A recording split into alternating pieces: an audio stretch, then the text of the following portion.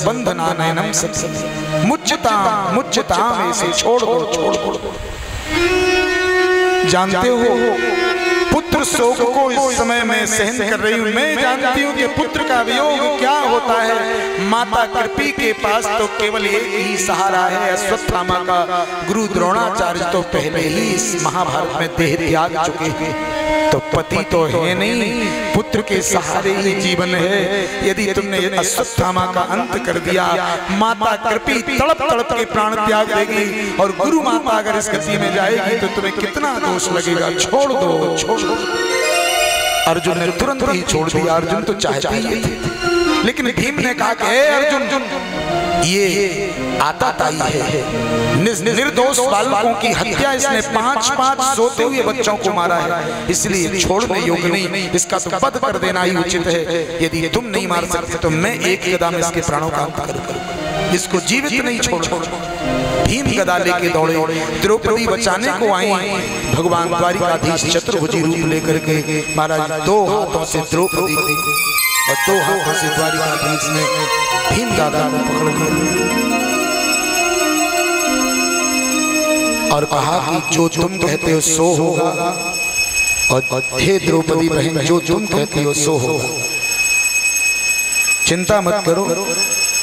इसको भीम दादा ने कहा क्या? बोले हाँ मारेंगे। द्रौपदी ने कहा नहीं हे कृष्ण। बोले नहीं बहन नहीं मारेंगे। अर्जुन से कहा अर्जुन ऐसा करो क्या, ब्रह्म बंधुर्न हन्तव्यो आताताई वधारहणः मयैवो भयमाम्नातं परिपाहि अनुशासनम्।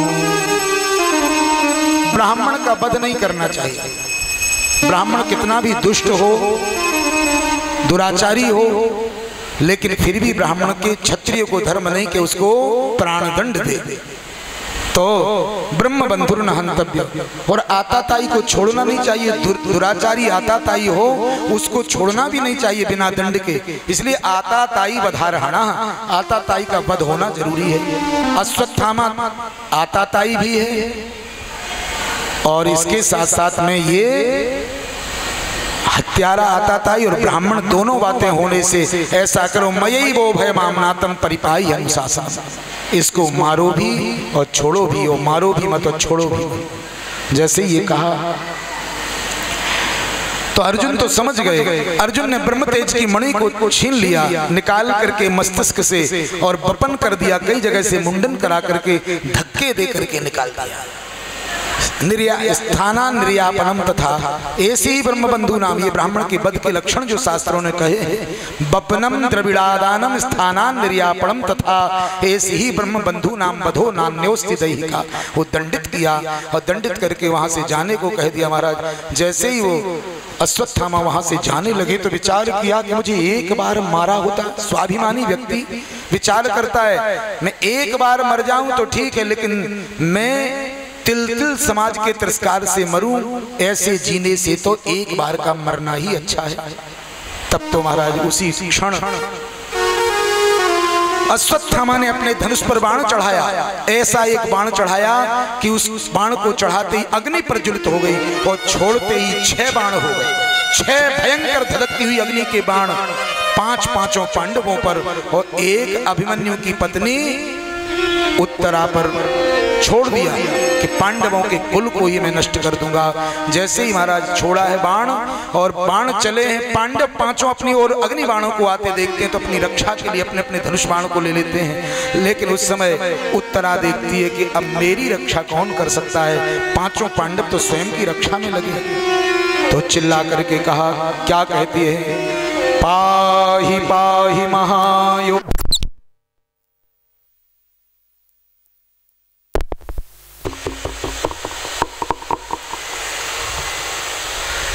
पाहि पाहि महायोगिन देव देव जगत्पते, नान्यं त्वद्भयं पश्ये यत्र मृत्यु परस्परम। निवेदन किया कि हे द्वारिकेश, इस समय मेरी प्राणों की रक्षा में कोई समर्थ नहीं कि यहाँ तो सभी की मृत्यु सभी के सामने खड़ी है। पांचों पांडवों को उनकी मृत्यु उनके सामने है और मेरी मृत्यु मेरे सामने है। मेरी रक्षा कौन कर सकता है? दया करो और मेरे गर्भ की रक्षा कर लो। मैं रहूं न रहूं, मेरा गर्भ रहना चाहिए। तो किसी ने पूछा कि गर्भ से इतना प्रेम कि अभी मुख देखा नहीं बच्चे का गर्भ में है और फिर भी उसके प्राणों की रक्षा, अपने प्राण भले ही चले जाएं। बोले नहीं, गर्भगत शिशु की प्रीति नहीं है ये तो मेरे श्री कृष्ण की कीर्ति की प्रीति है। जिस कुल की रक्षा का दायित्व श्री कृष्ण ने संभाला है, यदि ये मेरा गर्भांश समाप्त हो गया तो संसार के लोग परमात्मा के प्रति श्रद्धा समाप्त कर लेंगे कि जिस कुल की रक्षा स्वयं द्वारिकाधीश कर रहे थे उसमें एक अंकुर भी वंशवेल की वृद्धि के लिए नहीं बचा।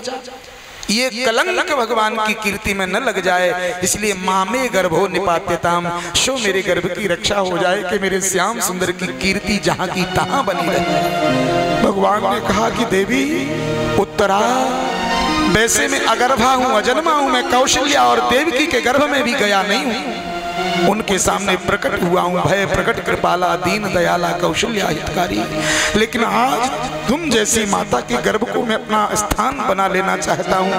तो भगवान अंगूठे के बराबर बालक हो गए और द्रोण्यस्त्र विप्लुष्ट मिदम मदंगम संतान बीजम कुरु पांडवानाम जुगोप कुक्षिम गत आत चक्रो मातुश्च मे यः शरणं गताया। माता उत्तरा के गर्भ में भगवान अंगूठे के बराबर बालक बनकर के प्रवेश किए और अपने गदा को ऐसे घुमाया जैसे चक्र घूमता है और अश्वत्थामा ब्राह्मण ने जो अग्निबाण छोड़ा था उसे कुंठित करके नष्ट कर दिया और परीक्षित के प्राणों की रक्षा कर दी। बोलिए भक्तवत्सल भगवान की। और भगवान का एक नाम हो गया आज, और 1000 नामों में एक नाम और बढ़ गया। क्या? उत्तरायण।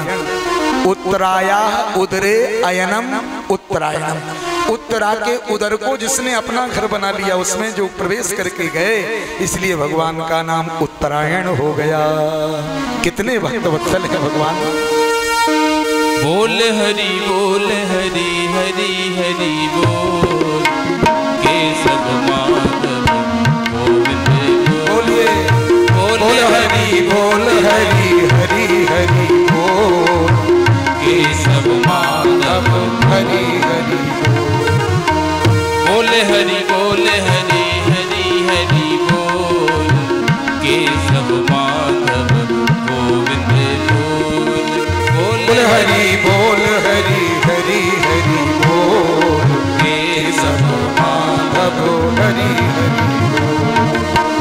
नाम प्रभु का है सुखकारी, नाम प्रभु का है सुखकारी। नाम प्रभु का है सुखकारी, नाम प्रभु का है सुखकारी। पाप कटेंगे छड़ में भारी, पाप कटेंगे छड़ में भारी। नाम